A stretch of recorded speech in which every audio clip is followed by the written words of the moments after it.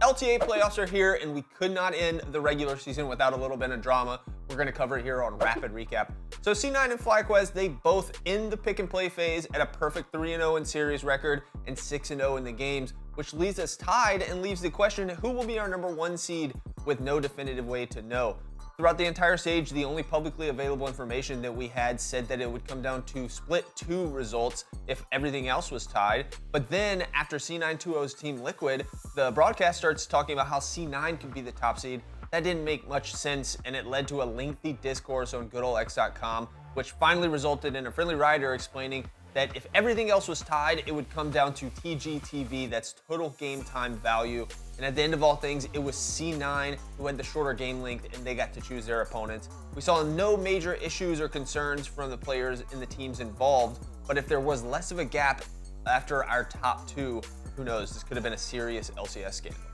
C9 would use their first seed privilege to pick Shopify Rebellion. This was a shocking choice if you look at the records and you take them at face value of SR and TL, but C9 and Loki did not seem threatened by their choice of opponents.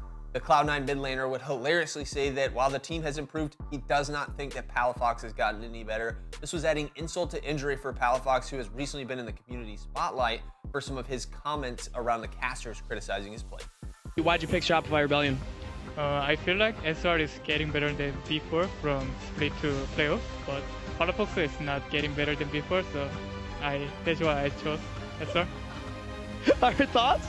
I mean, even last playoffs, there was a match we had where I was up 2 levels, so we'll see how it goes. Speaking of these flag ceremonies, I do like them, and if they're going to continue, can we please give the players some guidance on how to stand with their flags? It's like I'm watching Impact get interviewed through a window, but the blinds are half drawn and covering his face. Down in the lower bracket, we saw Disguised pick Dignitas as their opponent. This was not surprising considering the victory that they had moments before this choice was Disguised's only win of the season. Can't really blame them for trying to run it back. We saw the very entertaining Clown Fiesta best of 3 yesterday, and I'm hoping that the best of 5 that we see in a couple weeks will be just as entertaining. Playoffs start this weekend with the upper bracket matches, and we've got the lower bracket matches on the weekend to follow. Who do you have coming out on top? Make sure to tune in to Queued Up on Thursday to see 3 other GGN experts and myself make our predictions for who is going to win this LTA playoffs.